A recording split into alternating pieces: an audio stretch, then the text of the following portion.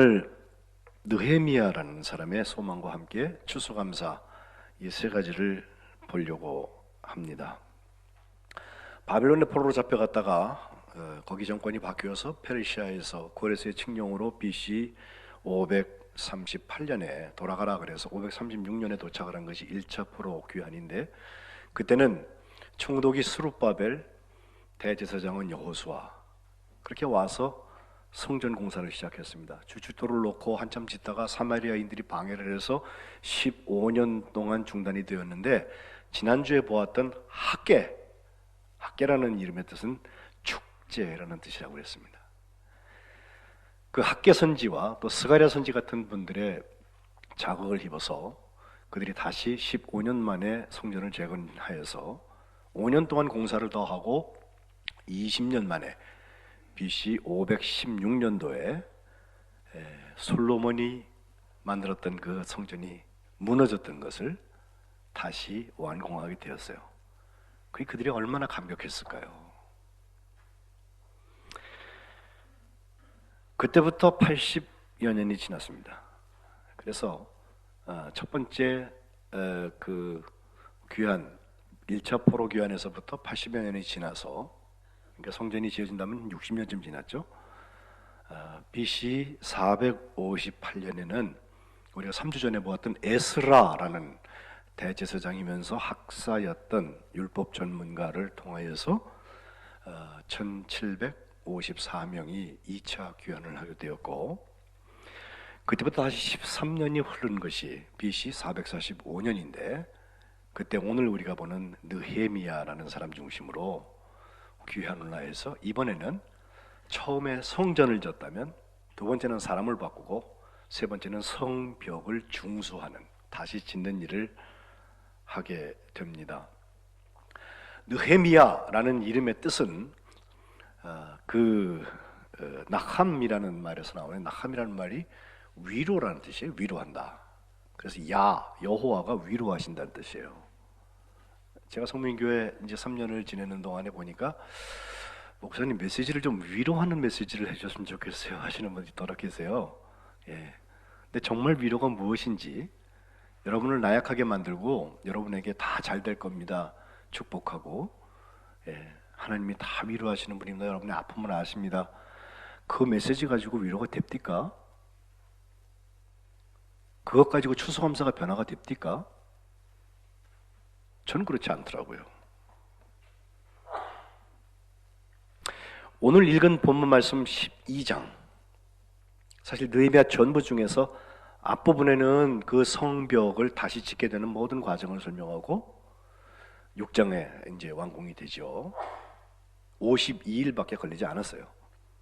그런 다음에 8장에 에스라와 함께 영적인 개혁을 하고 9장에 기도가 나오고, 그리고 나머지 부분 쭉 가는 중에 오늘 12장 말씀은 그 성벽 완공한 것, 중수한 것에 대해서 하나님께 봉헌 예배 드리는 자리예요. 마침 우리 관리부 중심으로 해서 지금 이런 몇 군데 우리 화장실하고 고쳐놓아서 금주에 이제 마무리 작업 다 한다고 하는데 참 감사해요. 근데 우리가 이거 고치자고 그래갖고 헌금하지 않았잖아요. 그리고 이런 거 하기 위하여서 우리가 아직 헌신하는 일을 제가 와서는 하지 않았는데, 그래도 뭐 달라지니까 굉장히 좋지 않아요? 여러분 화장실 깨끗한 거 좋지 않아요? 금방 우리 박 기자님 저를 보고 아유 이렇게 고치면 되는 걸 깨끗하고 좋다고 그러시던데, 또 우리 어르신들 이제 이리로 들락달락 하시면요, 휠체어 부리는 분도 오실 수 있고 계단 없으니까 이건 정말 탁월한 선택인 것 같아요. 그런데 이것을 하나님께 드리는 자리, 이것과 추수감사를 함께 생각해 볼 수 있습니다. 그것은 먼저 오늘 성벽을 낙성식하는 봉헌 예배하는 그 자리를 가보니까 제일 먼저 했던 것은 찬양대입니다. 노래할 사람들 부르고 연주할 사람들 부르고 그들이 즐거이 봉헌식에 쓰임받기 위하여서 제사장 중심으로 해서, 오늘 보면 30절에 가보면 먼저 몸을 정결하게 했다, 백성을 정결하게 했다, 그리고 성벽과 성문을 정결하게 했다라고 되어 있습니다. 우리가 어떻게 하면 깨끗해질까요? 샤워 10번 하고 그리고 새 옷을 입으면 우리가 깨끗해지는 것입니까? 그렇게 하면 하나님 앞에 드릴 수 있는 봉헌의 자리에 설 만큼 깨끗해지는 것입니까? 그렇지 않습니다. 물론 구약이니까 아직 예수님 이전이니까 구약의 정결례를 따라서 정결예식을 했겠죠. 하나님의 말씀에 있는 대로. 그러나 정말 정결을 예수님 이후에 우리가 믿는 것은 예수 그리스도의 보혈로 그 보혈의 피로 우리의 죄를 씻음받는 자리가 정결의 자리인 줄로 믿습니다. 하나님께 봉헌하고 또 하나님 앞에 추수감사하려면 먼저 회개와 깨끗함을 받는 역사가 있어야 할 것입니다. 주보를 여러분 몇 주 전까지 계속 보시면요, 계속해서 회개하십시오. 회개의 기도를 통해서 하나님의 집이 세워집니다. 회개를 통하여서 돌아온 사람들이 하나님의 백성을 회복하게 됩니다. 회개. 사람마다 다 그 얘기하고 있어요. 또 그것을 했습니다. 그리고 나서 오늘 본문에 보면 독특한 행진이 나오는데 두 팀으로 나누었습니다. 이 사람들은 감사하는 사람들이었습니다. 정결해진 다음에 감사 찬송하는 사람들을 둘로 나누어서 하나는 먼저 남쪽, 이제 예루살렘 성을 이렇게 길게 성벽을 놓고 보면요, 중간에서부터 남쪽으로 돌게 하는 사람들이 있었는데 그 지역을 우리는 다윗성이라고 그래요. 옛날에 다윗이 있었던. 다윗의 아들 솔로몬은 그 위에다가 하나님의 집 성전을 짓고 그 위쪽을 솔로몬 성전이라고 하는데, 아래쪽으로 돌던 사람들, 남쪽 다윗성 쪽을 향하여서 가는 사람들은 분문, 우리 배설물을 말하죠. 또 샘문, 성벽 올라가는 곳, 다윗 성의 층계로 올라가서 다윗의 궁 윗길에서 동쪽으로 향하여서 결국 수문까지 이르렀다. 그리고 더 올라가면은 이제 그 예루살렘 성전, 수룹바벨을 통하여서 다시 재건된 성전까지 이르게 됩니다. 그 길을 걸어가게 되었고, 또 그들은 하나님의 사람 다윗의 악기를 잡았다. 다윗이 수금을 탔잖아요. 그런 악기를 잡고서 찬양을 했고, 36절에 학사 에스라가 앞서갔어요. 그리고 따라간 것이 그 길을 따라서 갔습니다. 에스라 팀이에요. 다윗이 찬양을 좋아했고 시편에 반을 썼고, 또 다윗의 찬양에는 하나님의 능이 있어서 악귀를 쫓아내는 역사가 있었고, 마치 무슨 지신밟기라도 하듯이 그 지역을 하나님께 드리기 위하여서 감사 찬송하면서 행진하는 거예요. 그리고 결국은 여호와의 성전까지 이르렀고, 다른 한 팀은 느헤미야가 중심이 되어서 이제 북쪽을 걷게 되는데, 오늘 38절에 가보면 행진 경로가 나오는데 화덕망대 윗길로 성벽 넓은 곳까지 가서, 39절에는 북쪽 에브라임 문 위로 옛문과 어문과 하나넬 망대와 함메아 망대와 양문 감옥문에서 역시 성전 앞에서 이 두 행렬이 만나게 됩니다. 이 두 사람이 다른 사람들은 아니에요. 그러나 그렇게 길을 나누어서 가게 되었어요.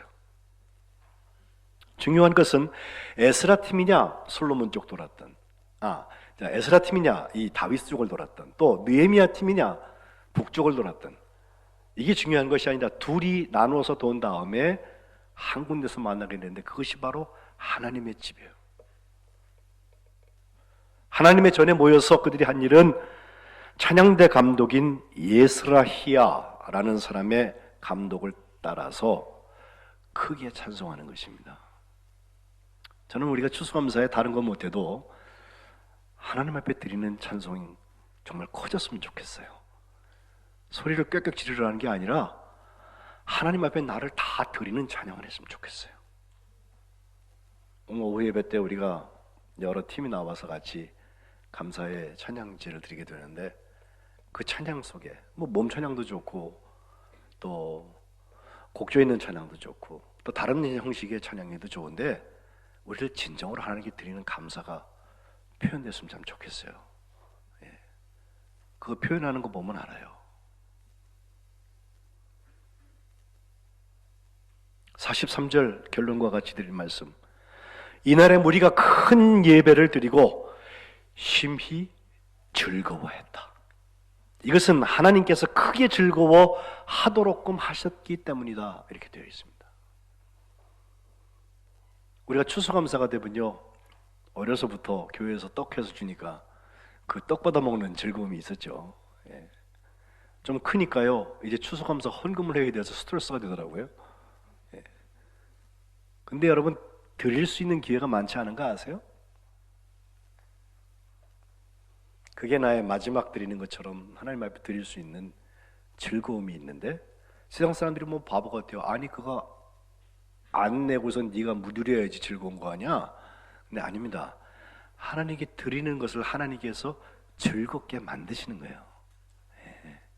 세상 경제 원리로는 해석이 안 돼. 하나님이 크게 즐거워하게 하셨기 때문에 우리가 큰 제사를 드리고도 심히 즐거워했다. 부녀도 즐거워하고 어린아이도 즐거워했다.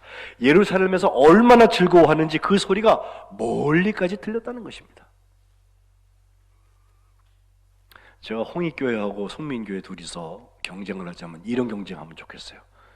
우리가 하나님께 추수감사하고 하나님께 성전 봉헌하고 이러면서 드리는 감사하고, 홍익교회가 또 뭐 그런 거 똑같은 거 하는 거하고, 하나님께 올라가는 그 찬양이, 감사가, 감격이 정말 선의의 경쟁처럼 막 퍼져나가서 추수감사 주일을 같이 지내면요, 성민교회하고 홍익교회가 하는 모든 게 이 사근동 전부를 다 들릴 만큼 기뻐 찬양하고, 예.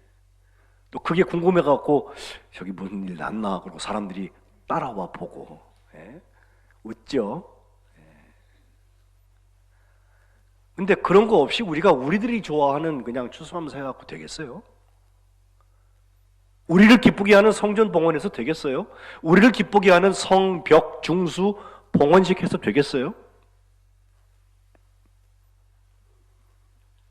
어떻게 하다가 느헤미야는 여기까지 왔습니까? 느헤미야 1장부터 보면요, 하나님이 위로하신다라고 하는 이름을 가지고 있는 느헤미야는 사실 저 바벨론 포로로 가서 거기서 태어난 사람이에요. 그리고 거기서 궁중에 있게 되었는데, 먼저 아닥사스다 1세 20년이라고 그랬는데, 그 해에 수산궁에서 그가 하나니를 비롯하여서 두 사람을 예루살렘에 갔다 온 사람들이 얘기를 들어보니까 형편없다는 거예요. 뭐 성전은 무너지고 다 그 성도 그냥 무너져 버리고, 또 거기에 남아있는 이스라엘 사람들이요, 그렇게 환난당하고 능욕받고 힘들고 어려운 삶을 살더라. 그 얘기를 와서 해주는데, 그 얘기를 듣고 느헤미야가 하는 것은 다른 거 아니에요. 금식하고 기도했어요. 우리의 형제 자매들인데 그렇게 어려움을 당한다 그러면요, 방법을 찾은 게 아니에요. 하나님 앞에 기도하는 거예요. 1장 4절, 듣고 앉아서 울고 수일 동안 슬퍼하며 하늘의 하나님 앞에 금식하면서 기도했습니다. 하나님, 주께 범죄한 저들을 자복합니다.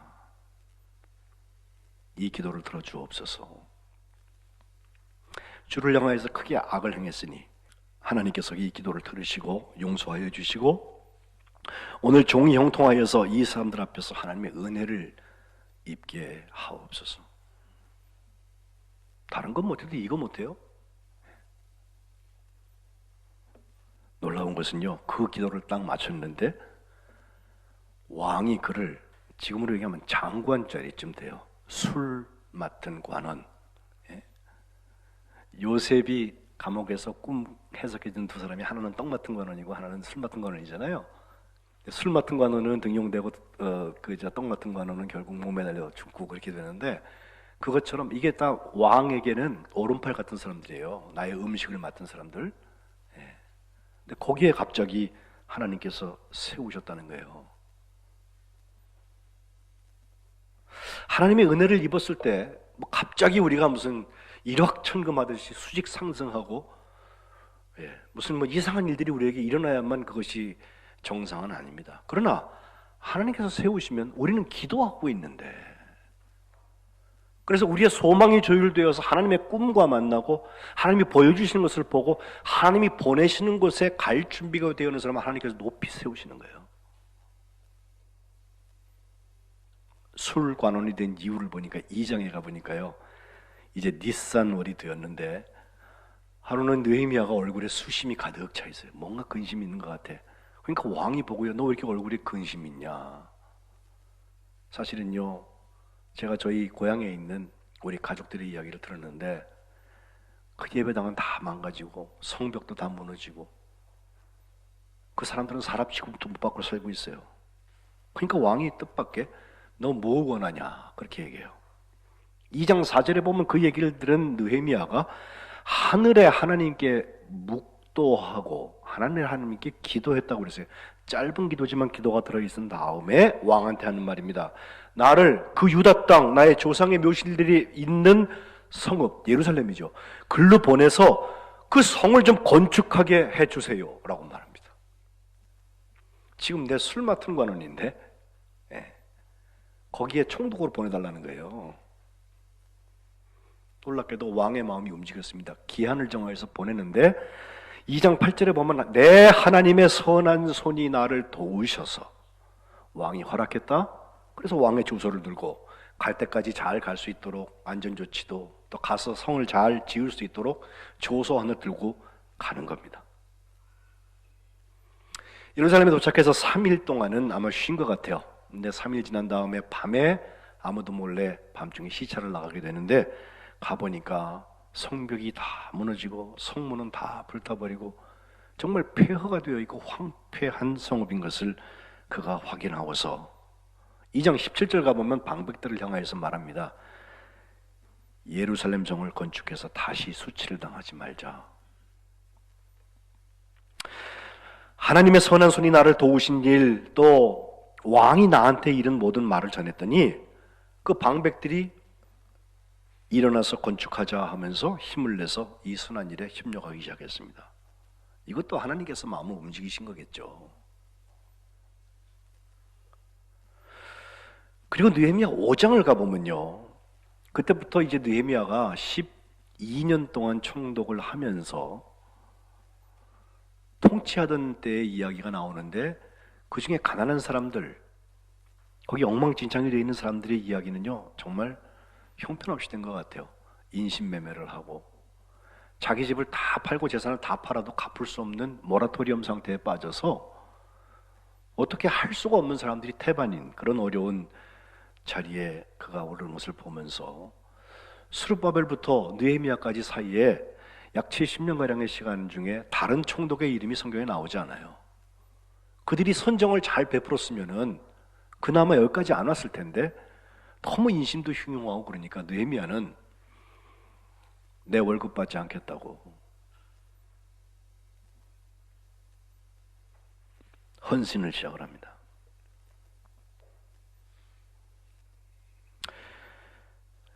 관리들을 다 소집해서 나는 백성들한테 부담 주지 않으려고 월급도 안 받고 일을 하고 있는데 너희들은 이제 70년 만에 돌아온 동포들 등쳐먹고 완장 찼다고 자기 권한 부리고 아무 말이나 막 하고 제도를 만들어서 저당 잡아가지고 다 팔아먹고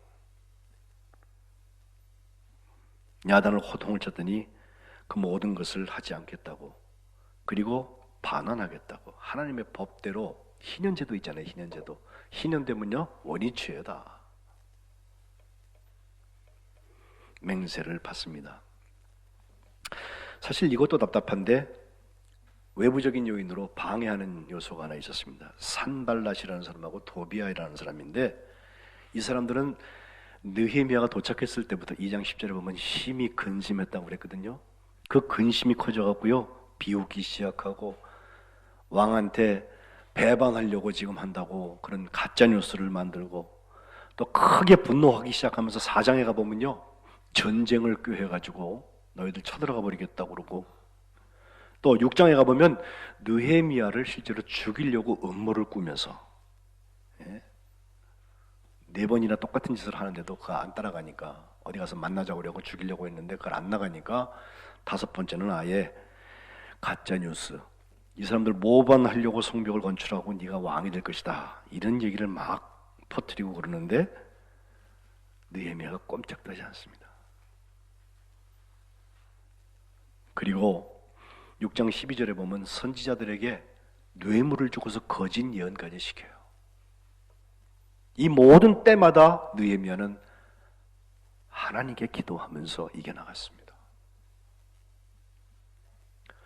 어떻게 하면 추수감사를 할 수 있을까? 역시 느헤미야에게서 발견되는 것은 기도입니다. 하나님하고 소통해야 돼요. 결국 6장 15절에 보면 성전 역사가 52일 만에 이제 완공이 되어져서 일이 다 끝나고 하나님께서 이 역사를 이루셨다라고 선언을 하게 됩니다. 저는 오늘 소망과 위로의 추수감사에 대해서 이 느헤미야에게서 배우는 거, 지난주 목요일날 우리가 경험했던 중국개혁 502주년과 연결하여서 실제로 소망과 위로의 추수감사는요, 개혁적인 것입니다. 가만히 감나무 아래 앉아갖고 입 벌리고 있으면 감 떨어지는 거 아니에요. 예? 또 자기 욕심 채우려고 하나님을 귀찮게 하는 거 아니에요.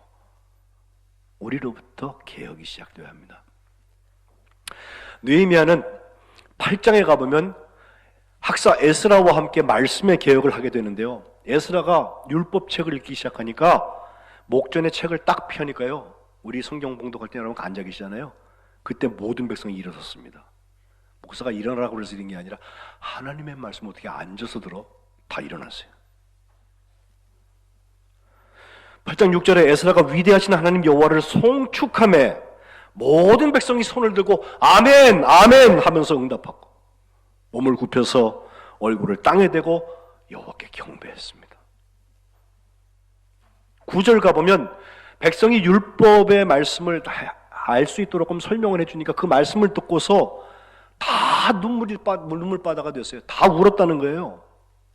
그래갖고 여기 에스라도 레위 사람들도 다들 말려요. 오늘 주의 성일이니까 울지 말라고, 슬퍼하는 날이 아니라 기뻐할 날이라고, 죄가 사함받는 날이라고. 대신에 12절에 가서 먹고 마시며 나누어 주고 크게 즐거워해라. 크게 즐거워해라. 죄 씻음 받은 것에 대해서 즐거워해라.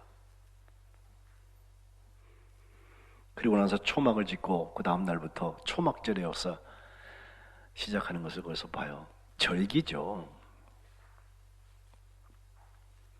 말씀드린 이 말씀이 그들에게 들려지고 말씀이 하나님의 말씀으로 깨달아지고 그 말씀을 통하여서 그들의 삶의 개혁이 일어난 것처럼 말씀과 기도로 거룩해지는 거예요. 9장에 가보니까 기도가 시작이 되는데 그날 29날에 29일에 이스라엘 자손이 다 모여서 금식하면서 굵은 베옷을 입고 티끌을 무릅쓰고 모든 이방 사람들과 절교하고 서서 자기의 죄와 조상들의 허물을 자복했다고 그랬어요. 3절에 보면 낮에 4분의 1, 한 3시간쯤 되리라고 생각하는데 3시간 동안 성경을 읽어요. 또 3시간 동안 자복하면서 하나님께 경배하는 거예요. 저는 2019년 소망회가 그래도 감사한 것은 성민교회가 성경 통독을 한번 다 했잖아. 기억하세요? 오지 못하시는 분들은 인터넷으로라도 열심히 보셨잖아요. 어떤 분은 10번 넘게 읽어주셨잖아요. 1시간만 읽어도 그냥 허리가 아프고 힘들고 목이 아픈데 3시간씩 율법책을 낭독하고 3시간씩 회개 기도를 하고 하나님께 경배를 하게 될 때 하나님께서 그들에게 소망과 위로의 추수감사를 허락하여 주신 줄로 믿습니다. 저는 여러분에게 3시간씩 뭐 하자고 하지 않겠어요. 그러나 혹시 여러분 중에 진짜 하나님의 음성으로 이 말이 들리면 여러분의 시간을 가져세요. 하나님은 기다리시잖아요. 말씀을 더 가까이 하세요. 그리고 기도하세요. 그러면 추수감사가 소망과 위로로 열려지게 될 줄로 믿습니다. 느헤미야의 기도 세 가지만 여러분 저랑 따라 하시죠. 내게 은혜를 베푸시옵소서. 이게 첫 번째 기도인데, 하나님 기억하옵소서 하면서 내가 주의 뜻을 받들어서 이러이러한 일을 했잖아요. 하나님 내게 은혜를 베풀어 주옵소서. 은혜 때문에 했다는 거예요. 어떤 사람은 백성들한테 그렇게 한 것을 하나님한테 자랑했다고 그래갖고 느헤미야 교만하다고, 유대인 중에 아직도 그렇게 해석하는 사람들이 있어요. 아니에요. 한 건 한 거고 하나님이 은혜를 주세요. 하나님이 은혜 주셔야 합니다.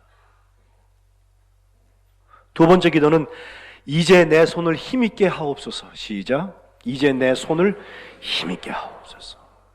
이것은 6장 9절에 나오는 말씀인데, 정말 맥 빠지는 상황에서 이 기도 하나 하면 좋아요. 공격받고 있어요. 힘들어요. 짜증나요, 어떤 때는. 그러나 하나님을 바라보면, 다시 손 붙잡아 주시고 내 손에 힘이 있게 하실 그분 하나님 바라보면 이 기도할 수 있어요. 이럴 때 위로가 생기는 거예요. 이럴 때 소망으로 꿈과 비전과 사명이 분명해지는 거예요. 마지막 세 번째 기도는 13장 31절, 저 따라 하시죠. 복을 주옵소서. 이건 좋죠, 여러분. 복 주세요라고 하는 거. 근데 사실은요, 느헤미야가 복을 달라고 할 때는요, 내 하나님이여 나를 기억하사 복을 주옵소서라고 마지막 절 되어 있거든요. 느헤미야는 그럴 만한 사람이야, 제가 보기에는. 자기 한 일은 엉뚱하게 해놓고 하나님한테 복 달라고 그래봐요. 하나님이 그 사람 복 주려면 세상 사람 다 줘야 될 만큼 엉망이면서, 예? 무슨 추수감사를 해요? 위로와 소망의 추수감사하려면 하나님의 은혜를 주옵소서, 내 손에 힘이 있게 하옵소서, 그리고 나를 기억하사 하나님의 복을 주옵소서. 그 복 받아보면요, 다 보내게 돼 있어요. 축복의 통로로서 하게 돼 있어요. 이제까지 내가 없었는데 그 복 받아갖고서 누리고 신나가지고 제세하는 거 아니에요. 느헤미야가 그랬어요. 바라기는 2019년 소망의 추수감사를 통하여서 말씀과 기도로 하나님의 소망과 위로의 추수감사가 우리 성민교회가 되시기를 주님의 이름으로 축복합니다. 기도하겠습니다.